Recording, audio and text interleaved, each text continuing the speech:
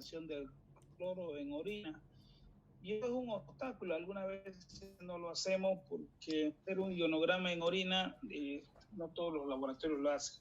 Entonces, cuando el cloro en orina está menor a 15, será una alcalosis metabólica salino sensible, y cuando esté mayor a 15 será una alcalosis metabólica salino resistente.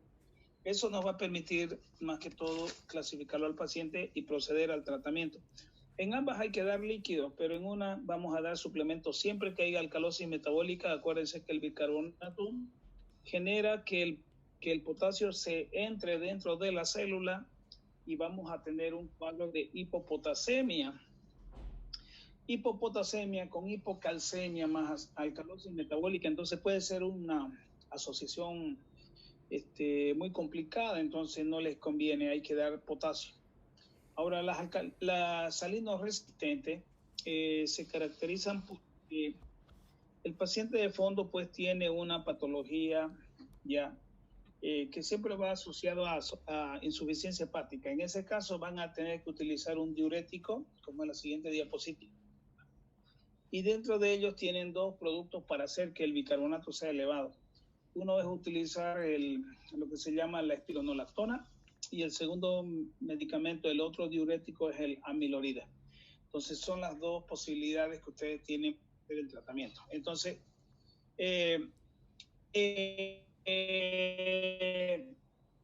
aquí, cuando hablamos de salinos resistentes, aquellos que es mayor a 15, hay que diferenciar dos tipos de los que tienen presión arterial alta y los que tienen presión arterial normal. Los que tienen presión arterial alta, hay que ver los que son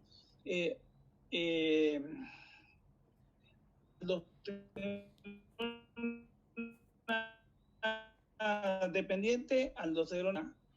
Y dentro de estos que tienen aldosterona alta, hay que diferenciar también los que se llaman los renina alta y de los que tienen renina baja. Eso es muy difícil encontrar, digamos, estos conceptos. Ya requiere un poco de entrenamiento. Entonces, nosotros solamente nos vamos a centrar en diagnosticarlo, porque cuando hay una alcalosis metabólica, el manejo debe hacerse en las terapias intensivas. Uno lo que hace es administrar líquido y diuréticos. ¿Listo? Las alcalosis sensibles son sensibles, la alcalosis metabólica sensibles. Normalmente estas se dan por deflexión del volumen extracelular, hemos dicho, ¿no? Y dentro de esas patologías hay dos, las que son productoras de pérdidas de ácido y las que son aquellas producidas por álcalis exógenos, y en ese caso ya vienen aquellos que por alguna vía, sea por iatrogenia, nosotros le metemos demasiado bicarbonato. Entonces, en el procedimiento que siempre se ha hecho, bueno, pues llega el paciente, normalmente está con un esquema de hidratación o no está recibiendo nada hasta que salen los resultados y uno ya tiene la gasometría y evidencia que, bueno, tiene algo, ¿no? Entonces ahí siempre hay que valorar todo ingreso de todo paciente a una unidad, siempre es valorar cómo está, si es un paciente riesgo o no, y eso se hace evaluando lo que se llama la situación hemodinámica del paciente, ver signos vitales, cómo está la presión arterial, si está por encima de 100 o está menor de 100, la frecuencia cardíaca por encima de 100 o menor a 100, ¿ya? Y el segundo elemento, siempre que es grave, pues la norma es utilizar dos vías.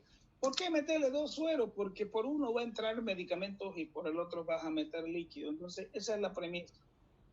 Y es aquí donde, como estos pacientes tienen exceso de bicarbonato, se prefiere, por decir, dar esquemas en base a requerimiento diario.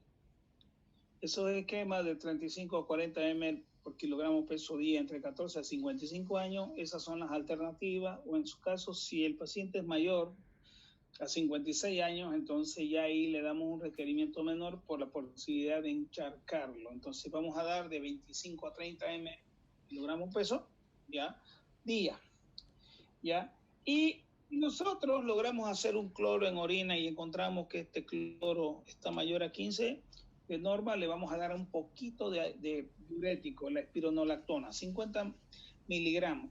La ventaja de la espironolactona es que no actúa inmediatamente, necesita 3 días para que se concentre y de ahí recién va a empezar el paciente, ¿ya? A eliminar grandes cantidades. Entonces, el tercer elemento es identificar lo que se llama la presencia de la alcalosis metabólica. Y en este caso es muy sencillo, ¿no? Uno lo que busca es los cambios. Si estamos ante una alcalosis metabólica, entonces el pH tiene que estar elevado, como está mostrando aquí esa imagen de la diapositiva, ¿ya? El pH tiene que estar alto y después el bicarbonato también tiene que estar alto y en compensación, ya, la presión del CO2 tiene que estar alto, como está mostrando esa imagen de ahí. ¿Cómo demostramos que el organismo está compensando? Igual, nosotros nos basamos principalmente en determinar la compensación basada en la presión del CO2 esperado. Entonces, para la presión del CO2 esperado está ahí, hay una fórmula, una constante 0,9 multiplicada por el bicarbonato, y a este resultado le vamos a sumar 9, le vamos a aumentar 2 y le vamos a quitar 2. El resultado tiene que cuadrar dentro de ese aumento y esa disminución de 2 en 2, entonces ahí tiene que estar. Si está por fuera de esos márgenes, ya ustedes saben que el paciente está descompensado, ¿ya? Entonces, el quinto elemento es la valoración del anión GAP. Anión GAP se hace en acidosis metabólica y se hace en alcalosis metabólica. Si la alcalosis metabólica,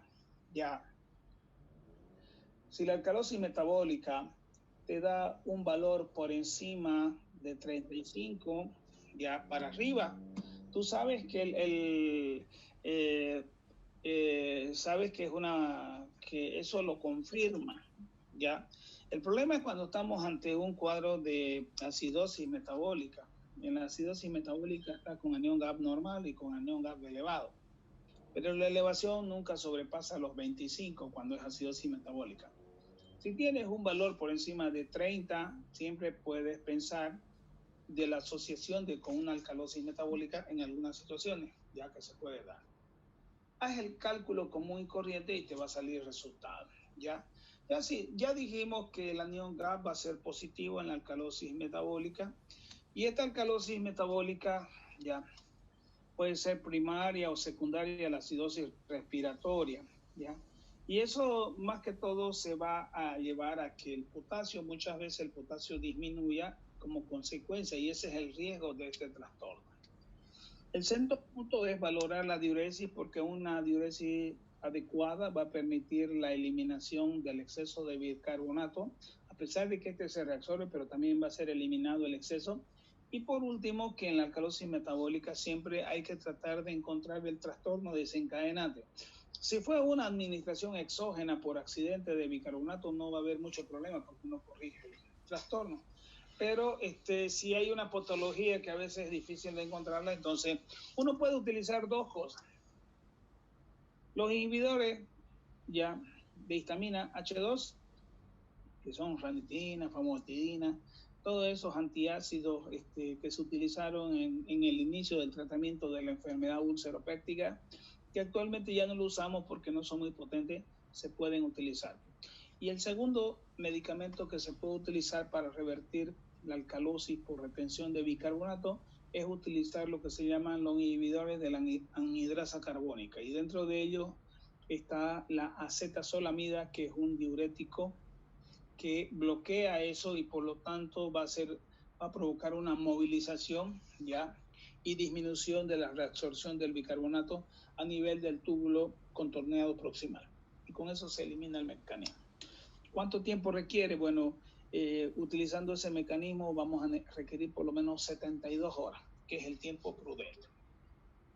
Y no se olviden que el potasio plasmático siempre va a tener tendencia a estar bajo, entonces ahí es bueno darle los medicamentos que son ahorradores de potasio, amiloride, triantirene, espironolactona, son sus alternativas para evitar que, como el paciente va a empezar a orinar, no lo elimine más de lo habitual, ¿ya? Entonces aquí tengo un caso de alcalosis metabólica. Quiero que lo hagamos. Les cuento que el video de ayer no se dio, no quería compartirlo con ustedes. No grabó, no sé por qué motivo.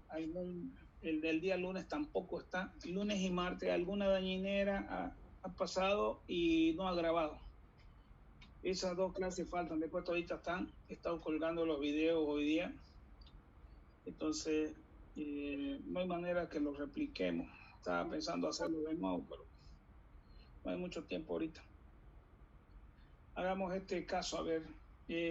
Caso clínico de mujer, 34 años, que desde hace 2 días presenta cefalea frontal, por lo que ingirió dos tabletas de aspirina de 500 miligramos, 2 tabletitas. El dolor disminuyó en algo, razón por lo que a las 4 horas volvió a tomar la misma dosis. Inmediatamente sintió dolor epigástrico. Eso pasa con la aspirina. No necesitas muchas tabletas para que te genere indisposición estomacal. Por eso es uno de los mejores medicamentos que existe, muy potente como antiinflamatorio, muy potente para el dolor. Pero el problema es que una sola tableta lesiona terriblemente a la mucosa gástrica. Entonces, inmediatamente empezó con dolor epigástrico y sensación nauseosa. Empezó a presentar vómitos alimenticios, posteriormente líquidos, mucosos y con rasgos de sangre. El primer día vomitó 6 veces, ayer 3 y hoy unas 4 veces. Anoche presentó calambres en la pantorrilla. No tiene apetito, todo lo que ingiere lo vomita. Sus signos vitales son presión arterial 110/70, pulso 100. Temperatura 38,3. El resto de la exploración física fue normal. Una primera analítica recibida mostró sodio 138, potasio 3,1, fíjense el potasio bajo, ya. Cloro 108, CO2 9, nitrógeno ureico 12, ya nitrógeno ureico 12, creatinina 1,32, glucosa 111, hemátocrito 40, leucociento, miren esa leucocitosis, plaquetas 37.000, hay una ketopenia, resto del parámetro de la población normal, ¿bien? Entonces, siempre uno empieza a valorar la situación hemodinámica. Si se fijan, la presión arterial está por encima de 100 y la frecuencia cardíaca también se encuentra en 100. Entonces, como no hay variación, podemos decir que este paciente está hemodinámicamente estable. Entonces, probablemente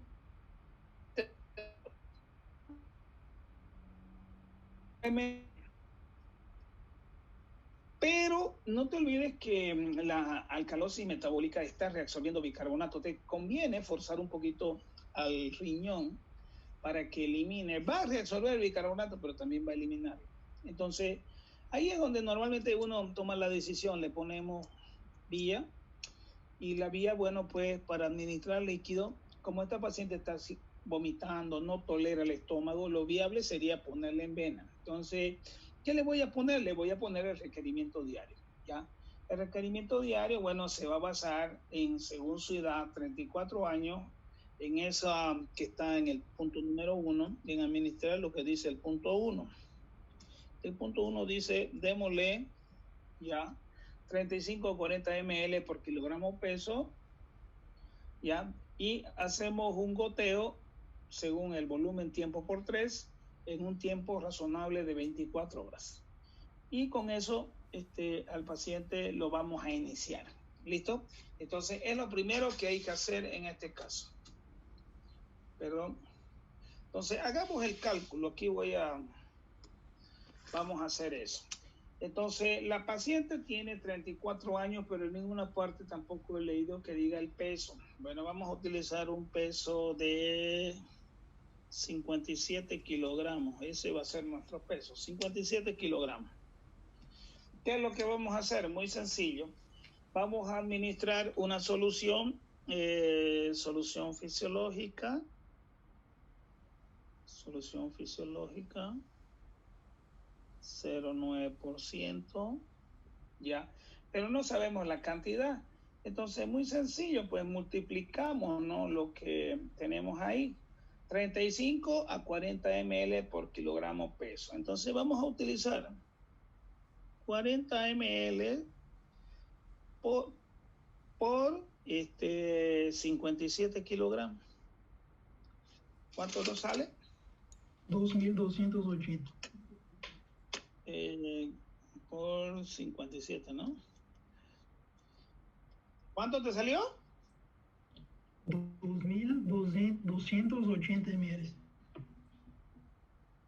Sí, 2.280. Entonces sería acá arriba 2.280 ml. Eso es 2.280 ml.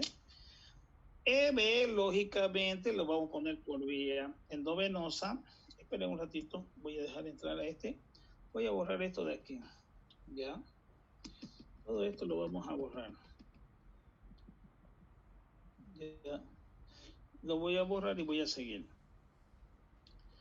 EB, como son 2.280, hacemos el cálculo. Volumen, tiempo por 3. Volumen 2.280. Tiempo 24 horas por 3. Entonces 2.280 dividido entre 72. ¿Cuánto sale? 31. 32 gotas. 31.6 a 32 gotas. Bien. A 32 gotas. Bien. Hasta ahí estamos bien. ¿Listo? Controlado. Esa va a ser su hidratación, eso va a forzar al riñón, va a reabsorber bicarbonato, pero tenemos que provocar que este sujeto pierda el bicarbonato también. Entonces, y para eso es forzando al riñón. Pero dice la norma, como es una alcalosis metabólica, ya, como es una alcalosis metabólica, tú tienes que administrar potasio. Entonces, lo que hacen es indicarlo. Potasio, 27 miliequivalentes, que es una ampolla. Mezclar con cada 1000 ml. Ya, más o menos así. Ya. Entonces, con eso vas a tener un goteo permanente y vas a poder evitar, digamos, la hipopotasemia. Entonces, siempre cuando hay alcalosis metabólica, la solución va acompañado de un suplemento paralelo, ya, de potasio. Entonces, hay que ponerle potasio porque la alcalosis la va a llevar a hipopotasemia. ¿Listo? Entonces, en el ionograma uno tiene que fijarse eso. Entonces, eso sería el requerimiento de líquido para tratar esto. ¿Ya? Vamos al siguiente punto. El tercer punto dice es identificar la presencia de acidosis metabólica. Muy sencillo. Vemos el pH, el valor normal es de 7.35 a 7.45, entonces aquí tenemos una elevación. Es una alcalosis. Si es una alcalosis metabólica, entonces el bicarbonato tiene que estar alto, como está mostrando ahí, y en compensación se incrementará la presión del CO2, que es el que está al lado. Entonces, los tres, como están elevados, mírense, la presión del CO2 apenas ha aumentado un puntito, pero hay elevación, cumple el criterio. Como los tres están elevados, ya sabemos que se trata de una alcalosis metabólica. Entonces, ¿qué vamos a hacer? Seguir con el punto siguiente. El punto siguiente es determinar si esta alcalosis metabólica ha compensado o no, ¿ya? Y la compensación, siempre que se habla de lo metabólico, se va a basar en medir, encontrar la presión del CO2 esperado. ¿Listo? En este caso, si se fijan, la fórmula es diferente a la anterior. La anterior era 1.5 por bicarbonato más 9, ya más o menos 2. En este caso, la constante ha cambiado. 0.9, vamos a hacer el cálculo. 0.9, ya, por bicarbonato. ¿Cuánto está? Bicarbonato está en 38. Esperen un ratito, estos que llegan tarde siempre están. Sale en mi pantalla y tengo que borrarlo. Ya. Entonces estábamos aquí. Otro sinvergüenza. Tan tarde. Ya. 0.9 por 38. Otro más. Por 38. Igual. 0.9 por 38 sale 34.2, ¿no es cierto? Entonces sale 34, aquí 34.2 más 9 serían 43.2.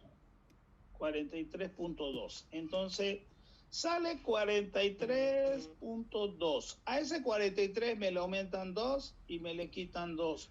De 43.2 se puede subir hasta 45.2 y de ese 43.2 puede disminuir a 41.2. ¿Cuánto está el valor de la presión del CO2? Aquí está. Está con 45. Entonces, aquí prácticamente lo voy a poner con rojo. Aquí, como coincide, estoy marcando con azul, ¿ya? Como coincide los parámetros de compensación esperado, ¿ya? Desde aquí hasta aquí, se dice, esta alcalosis metabólica está compensada. Significa que poniéndole agua, ella de por sí va a terminar de compensarse. No necesitas hacer otra cosa. Tampoco hay cosas para dar en alcalosis metabólica. Más antes se utilizaba el ácido clorhídrico, pero ya no lo usamos. O sea, los norteamericanos lo usan, pero nosotros no lo pillamos nunca. Entonces es difícil hacerlo. Si el valor le hubiera dado mayor a 45.2, que es esto que está acá arriba, ¿ya? 45.2, ya sabríamos que la alcalosis metabólica estaba asociado a una acidosis respiratoria. Entonces vendría a ser un cuadro mixto. Si el valor de la presión del CO2 hubiera dado por la parte de abajo menor todavía que 41.2, ya sabíamos que la alcalosis metabólica también estaba asociado a una alcalosis respiratoria. Entonces, en este caso, como el resultado es bien claro y coincide en la parte del medio, el paciente está compensado. Lo bueno de las alcalosis, a pesar de que es un descuido, yo les reconozco a ustedes que la vez que nos pasó fue porque se nos entró el suero, se compensa rápido, ya. En un día, 2 días, haciéndolo orinar, un poquito de espironolactona, 50 miligramos por día, y el paciente empieza a orinar, y cuando acordase salió el bicarbonato. Claro que ustedes saben que el tubo proximal reabsorbe, pero igual, al ponerle la espironolactona, haces que orine, elimine un poquito más, y a la vez te favorece porque el potasio no se va a eliminar con el diurético. Entonces, eso más que todo, ¿listo? Una vez que has visto eso, acuérdate pues que la norma dice pues, ahí está lo que yo les hice, ¿ya? Entonces mide el anion gap. El anion gap es importante en acidosis metabólica y en alcalosis metabólica. Entonces, en este caso lo que hacemos es medir, el sodio está en 138, ya menos cloro, ¿cuánto está? Cloro está en 108, más el bicarbonato estaba en 14, ya, digamos ahí, en este caso, no, lo copié mal, perdón. El bicarbonato estaba en 38, perdón, más 38. Más 38. No, está mal esto. ¿Cómo era? De nuevo.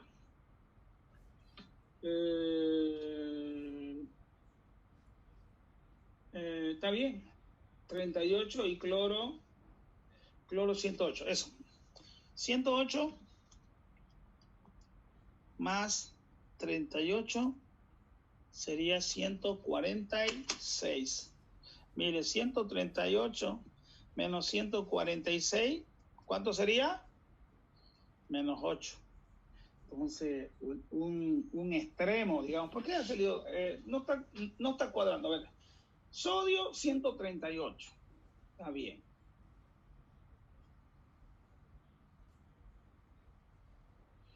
El bicarbonato de aquí está mal, ese 14 no es ni por santa, es 38, está bien.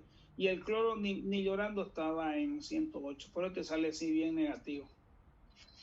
No te va a salir nunca con ese valor menos 8, los datos están mal. estos datos para la NeonGap están mal hechos, entonces hay un error y el error es que yo he copiado mal. Ese es el error. No cuadran. No te puede salir negativo.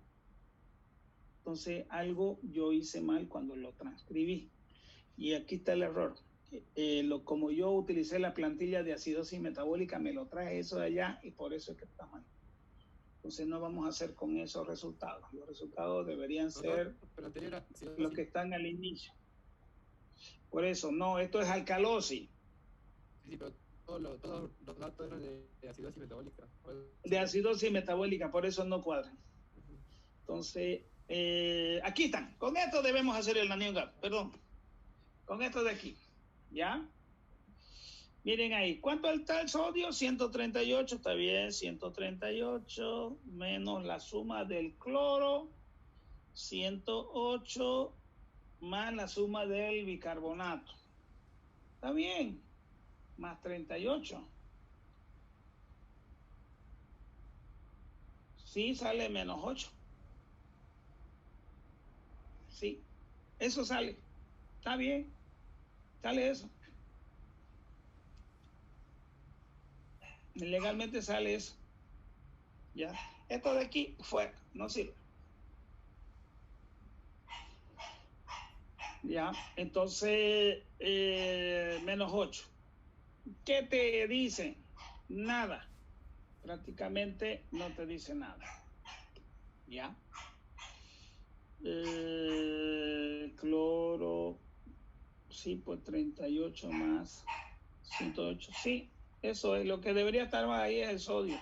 ¿Por qué teniendo tanto bicarbonato tu sodio va a estar bajo, digamos, medio que no cuadra? Debería estar el sodio más o menos en 145, debería estar, con una hipernatremia. ¿Qué hacemos? Valoramos la diuresis, ¿ya? Hay que valorar la diuresis horaria. ¿Y qué otras medidas vamos a hacer? Bueno, a la indicación yo le pondría esto: espironolactone, 50 miligramos vía oral cada 12 horas. ¿Cuántos días? Por lo menos unos 3 días. Y con esos 3 días lo vas a hacer orinar su bicarbonato en exceso. No hay más. Varón, 61 años, 58 kilos, con historia de pancreatitis crónica y diabetes, que fue remitido al hospital por vómitos incoercibles. Vómitos incoercibles significa que no se controlan. Refería haber estado tomando bicarbonato por presentar dolor abdominal difuso. Más antes la gente tomaba bicarbonato porque le mejoraba la acidez cuando pensaba que era gastritis. Ahora ya no se hace eso, pero la gente todavía sigue tomando. A su llegada a urgencia estaba semicomatoso y muy deshidratado, con una presión sanguínea de 160 y un pulso de 120 latidos por minuto con marcado sangre en las heces, dice. Los datos iniciales del laboratorio fueron sodio 140, potasio 3.4. Miren, el potasio un poquito bajado, un punto. Bicarbonato 40, cloro 19, creatinina 4.6, pH 7.86, fíjense, PCO2 23 y el exceso de base más 20. Entonces, este caso es una alcalosis metabólica pura. Entonces, aquí viene. Yo he trasladado los datos. Lo primero que hacemos en este caso es valorar la situación hemodinámica. En base a los signos vitales, presión arterial 160 con frecuencia cardíaca de 120. ¿Cómo lo clasifican el paciente? ¿Hemodinámicamente estable o hemodinámicamente inestable? Estable. Estable. Inestable. ¿Por qué le dirías que es inestable? Por la frecuencia cardíaca. Tienen que estar alterados los dos para que sea inestable. ¿Los dos? Normalmente tienen que estar alterados los dos, pero mírenla la presión arterial del sujeto de nuevo. 160. O sea, 180 yo te la creo, 170 te la creo, pero 160, ahí ya parece, la sistólica está tratando de compensarse, pero la diastólica no logra. Entonces hay una gran separación entre la sistólica y la diastólica. Hay una divergencia en las presiones. Y eso se da por los mecanismos que trata la vasoconstricción, que trata de hacer en ciertos lugares. Pero la frecuencia cardíaca ya con 120 ya está saliendo de los parámetros de la estabilidad. ¿Cuánto le falta para que el corazón inicie un latido caótico y sin resultado? 10, que eleve a 130, ya está sonado, ¿entiendes? Entonces, este paciente ya entra dentro de la inestabilidad hemodinámica por la frecuencia cardíaca, aunque no han cambiado las dos, pero una de ellas se ha disparado. Si la presión te sale, por decir, frecuencia cardíaca 98, pero presión arterial 80-60, ¿cómo lo clasificará? Frecuencia cardíaca 98, presión arterial 80-60. ¿Es estable o inestable? La frecuencia cardíaca está en el límite, 100, digamos. Pero la presión arterial está baja. Solamente uno varió algunas situaciones, uno de ellos puede alterarse. La norma es que ambos, como yo les dije ayer, pero en este caso, fíjense, el aumento de la frecuencia cardíaca es mucho. Entonces ya está tratando a punta de frecuencia cardíaca de mantener una presión estable. Entonces él está yendo a la inestabilidad hemodinámica. En ese caso, si están así, póngale líquido, mijo, no le va a pelar. Póngale líquido, pero no lo encharque. No lo encharque, es la medida. Y para no encharcar, ¿qué hay que hacer? Hay que ponerle suero y hay que estar revisándolo cada 15 minutos el pulmón. En el pulmón, ¿qué va a aparecer si el paciente se encharca? Estertores crepitantes. Eso no tarda mucho tiempo cuando hay sobrecarga de líquido. No tarda. Tú en 15 minutos ya el pulmón lo escucha que empieza con los estertores. Entonces suspendes y se acabó. ¿Ya? Entonces, póngale su líquido 35 a 40, 58 años, póngale 40 ml por 58 kilos. Miren, 40 ml por 58 kilogramos. ¿Cuánto sale? 40 por 58 sale 2.320, ¿no es cierto? ¿Ya? Y como yo le tengo fe al Ringer, entonces le pongo Ringer, pues con Ringer yo sé que tratándole Ringer no va a haber hipotensión, porque el Ringer es el más potente para levantar presiones. ¿Ya?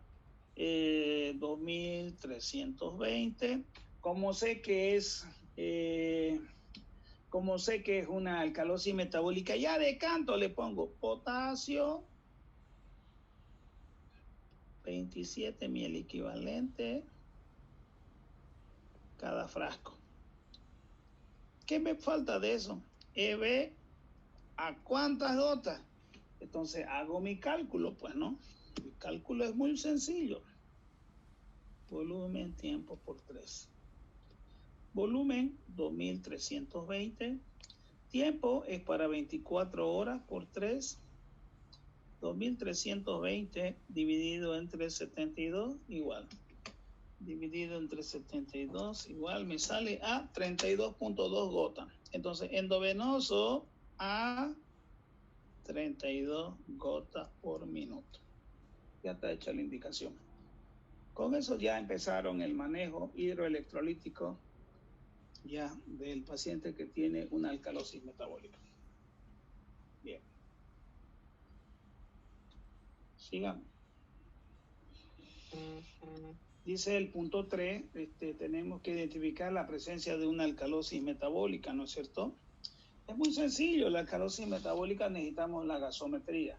Para que haya alcalosis metabólica, en primer lugar, tiene que haber un pH alto. Entonces, tiene un pH 786 aquí, entonces cumple el primer criterio. Segundo, para hacer alcalosis metabólica, el bicarbonato tiene que estar por encima de 26. Tiene un bicarbonato de 40. Cumple el segundo criterio. Ya van 2 criterios. Tercero, en compensación, la presión del CO2 tiene que incrementar. La presión, el CO2 es ácido, entonces va a tratar de contrarrestar al bicarbonato. Entonces, en ese caso, la presión del CO2, no lo veo, ¿dónde está? No, ¿dónde está? Está con 23. Miren eso.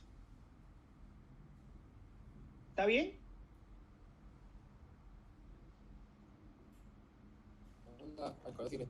No, doctor. Doctor, ¿ahí cómo podemos diferenciar? Eso es. Entonces, a ver, veamos. Tiene un pH alto. Tiene un bicarbonato alto, pero tiene una presión del CO2 bajo. O sea, así, mire. Este está para arriba, este está para arriba y este está para abajo. No sigue, ¿no? Normalmente la presión del bicarbonato y la presión del CO2, o los dos se van para un lado o los dos se van para el otro lado, para arriba o para abajo, ¿no? Eso es lo que hemos aprendido. Sí. ¿Se recuerda? Sí. Siempre. Sí. Si están contrarios, ¿qué significa? Puede ser las dos. Hay dos cosas ahí. Hay dos cosas ahí de canto. Si el pH te sale, mire, tiene uno arriba, tiene otro abajo, ¿qué me dice? Hay dos trastornos juntos. A veces lo difícil es conseguir cuál es el primario, ¿entiende? Pero desde el momento que uno va para arriba y el otro va para abajo, ya te dice, son dos. Entonces hay que buscarlo los dos. ¿Cuál es la otra situación en la cual tú vas a tener cuidado? Cuando tu pH te salga normal, ahí con N, normal, no significa que esté normal. Ya, digamos que el bicarbonato va para arriba y el CO2 va para abajo, como está ahí en esa gasometría.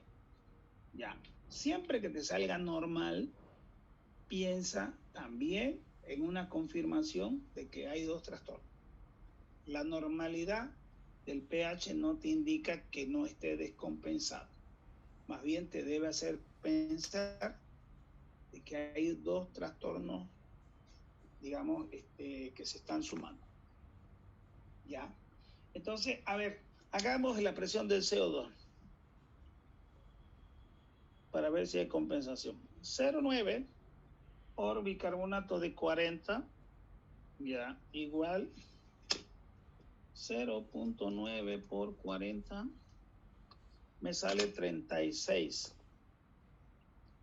36 más 9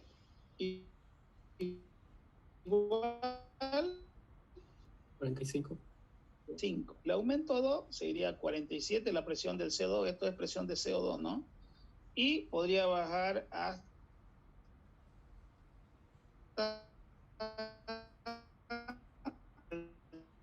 CO2. Oh. Aquí está, 23, dice. Desde ya, ¿qué es lo que tengo? Hay una alcalosis metabólica asociado a ¿qué?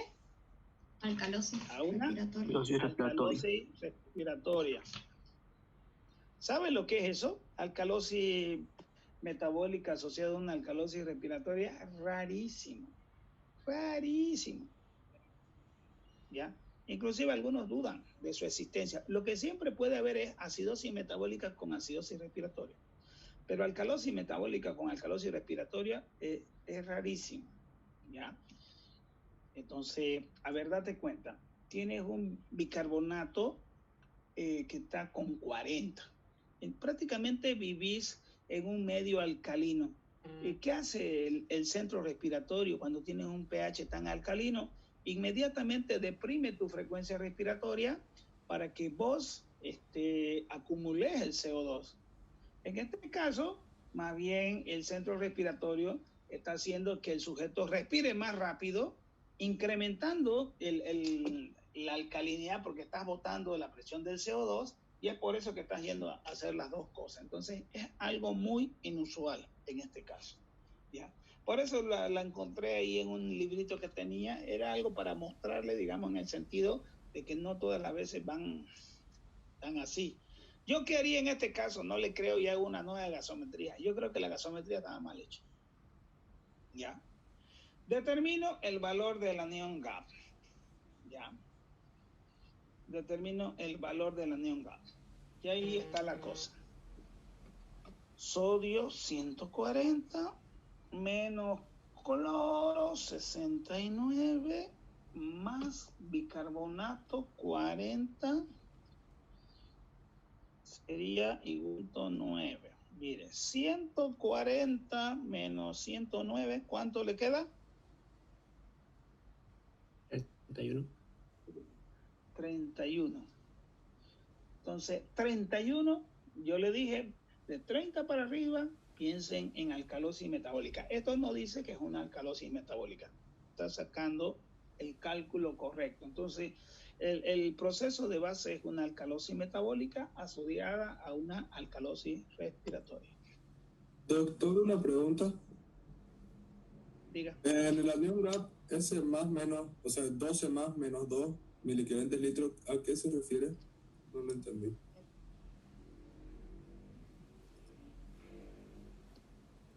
¿Qué? A ver, de nuevo. Donde dice la fórmula de anión GAP, al final dice 12 más menos 2 miliequivalentes litros. Pero no ¿a qué se refiere con eso? Bueno.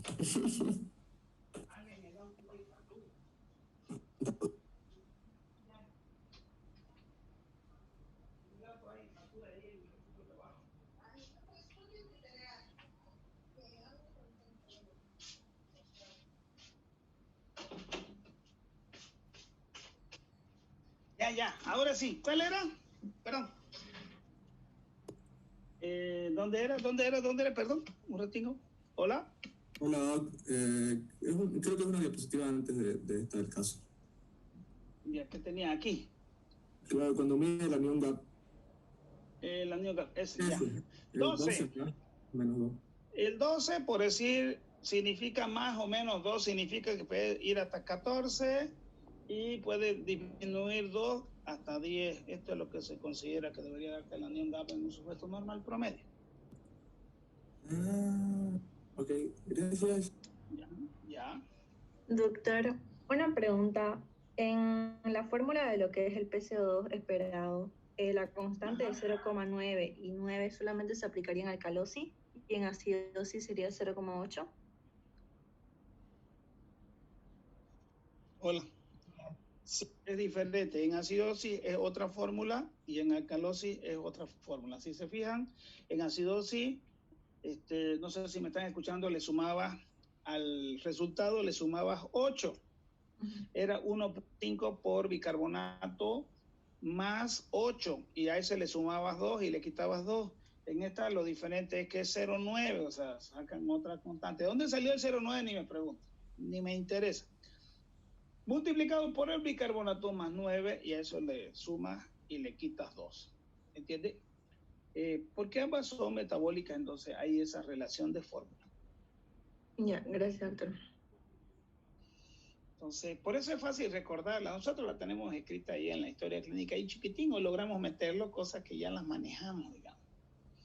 Aquí tienen otros casos para que ustedes hagan, no vamos a hacer, sigamos.